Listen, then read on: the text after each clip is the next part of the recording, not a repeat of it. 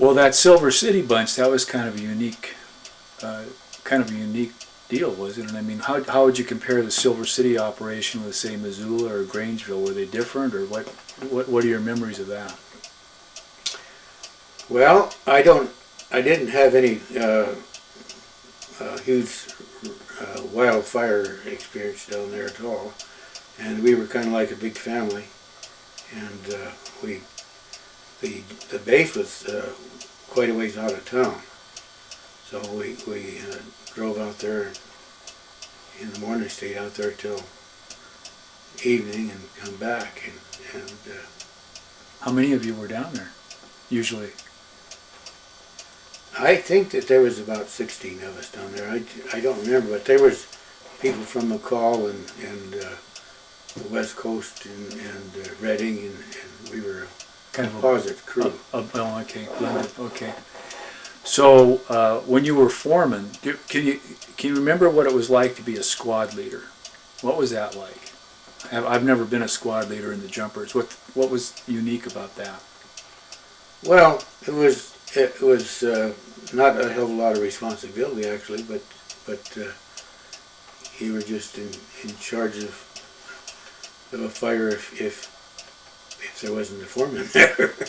So bigger than a 2-manner, smaller than a 12-manner? What size fires would a squad leader take? I don't think there was ever anything written about that. Okay. It was just how things worked out, I guess. What about being a foreman? What came with that title? Well, just the responsibility for running the base, and the jumpers were of a caliber that they didn't need any real boss or any supervision. You know, you just say,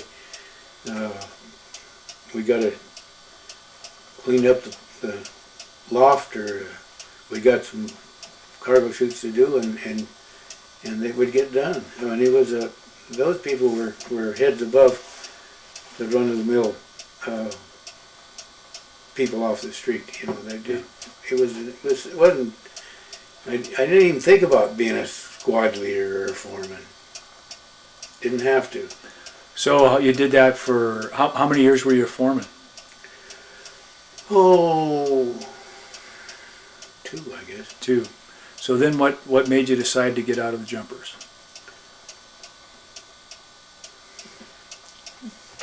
Well, that's a good question. Getting into I politics now. I left the jumpers and went to the border patrol,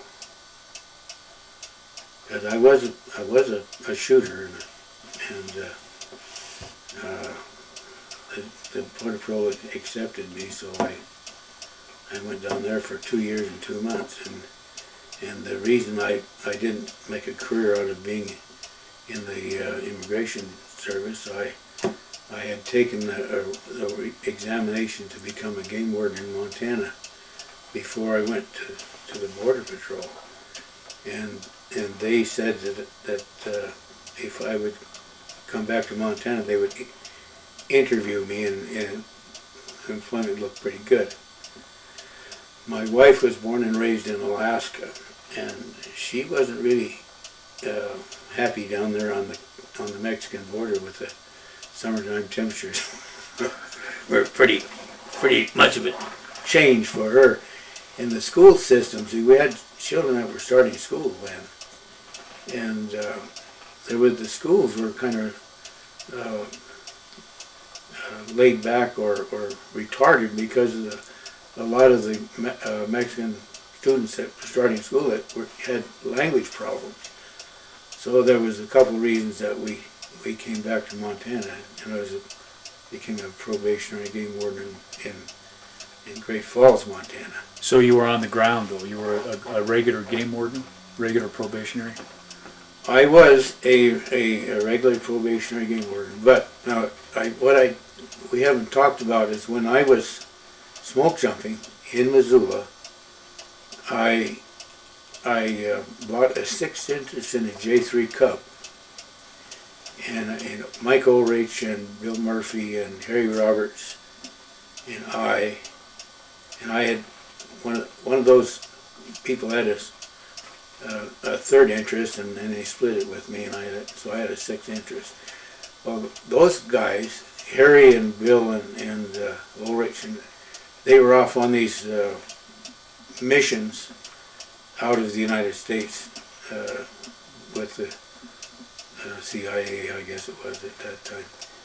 Anyway, so I had exclusive use, you might say, of this Super Cub. So I built up about 300 hours in that, and I got my commercial license. Jack Hughes gave me my check ride for that. He was with Johnson Flying Service, and he was Bob Johnson's son-in-law. Anyway, I was interested in flying, and I had this right. So when I was in the Border Patrol, I went to San Diego and got my instrument rating. And I never did do much instrument flying, but I was qualified to. And but I was not interested in that. Anyway, when I got to be the probationary warden in Great Falls, the chief of law enforcement came up and he said, we're thinking about transferring you to Helena, and you can help Cliff Higgins with the flying and Irv Kent in the warden district. And I said, well, that sounds like a good deal. So after about 8 months in the department, I was moved to Helena.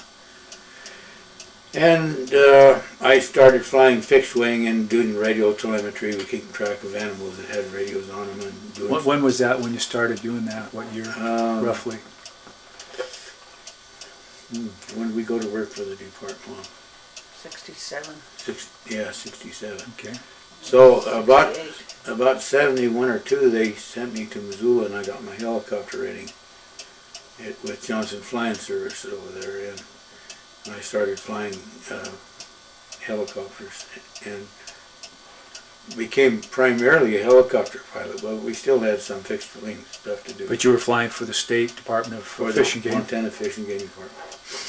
And I evolved away from or out of the enforcement division and became in the field service division, and spent the rest of my career in the air.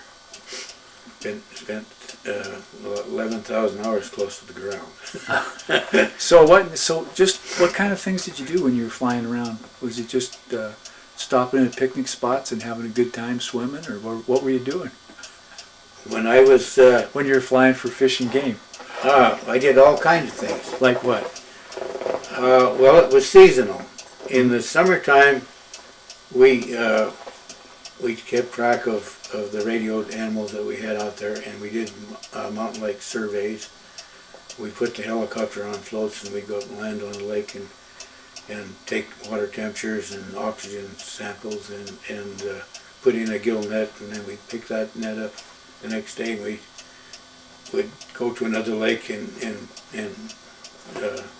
the meantime we'd stop and pick the fish out of the net and do it over again. We hop through a whole drainage system on the mountain lakes.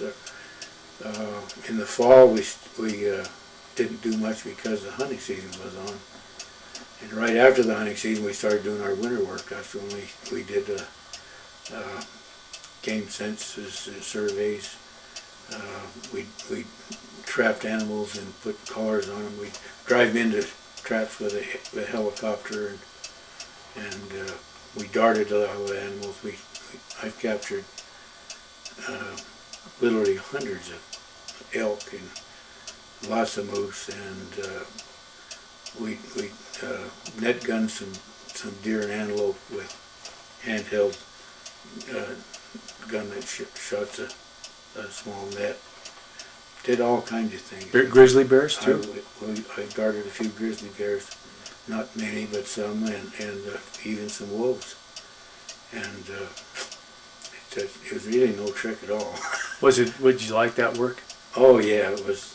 I never had trouble going to work. In my whole life, I never had trouble going to work, because I've always had jobs that I was comfortable with and I was capable of doing, and you know, it was great.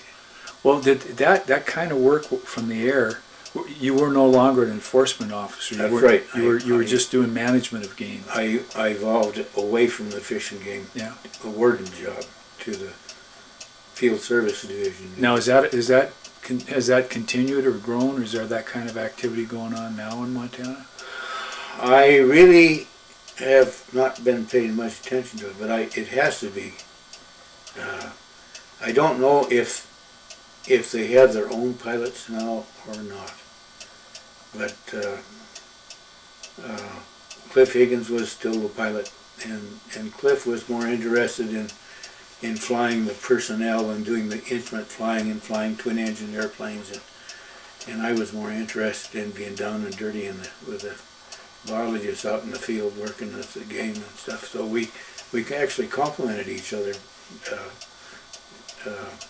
because he got his thing to do and I had mine, and I was happier than a pig in the mud.